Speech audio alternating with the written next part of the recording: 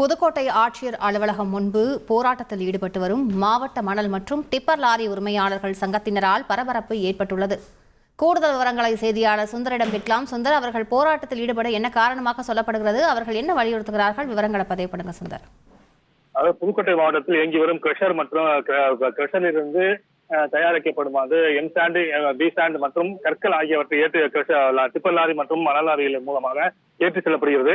இந்த நிலையில் இந்த ஒரு டிப்பர் லாரிக்கு டிரான்சிட் கட்டணமாக 2000 ரூபாய் வசூல் செய்யப்படுகிறது. அந்த டிரான்சிட் கட்டணம் இல்லாத லாரிகளுக்கு அபராதம் விதித்து கனிமவளத்துறை மற்றும் காவல்துறையில் ஈடுபட்டு வருகின்றனர். இந்த டிரான்சிட் கட்டணம் என்பது உயர்நீதிமன்ற உத்தரவுப்படி வசூலிக்க கூடாது. ஆனால் தற்போது தமிழக அரசு உயர்நீதிமன்ற உத்தரவை மீறி வசூலித்து வருவதாகவும் உடனடியாக இந்த டிரான்சிட் கட்டணத்தை ரத்து செய்ய வேண்டும் என்று கூறி கடந்த 10 தினங்களாக புதுக்கோட்டை மாவட்டத்தில் டிப்பர் மற்றும் மணல் லாரிகள் சார்பில் போராட்டமானது நடைபெற்று வருகிறது.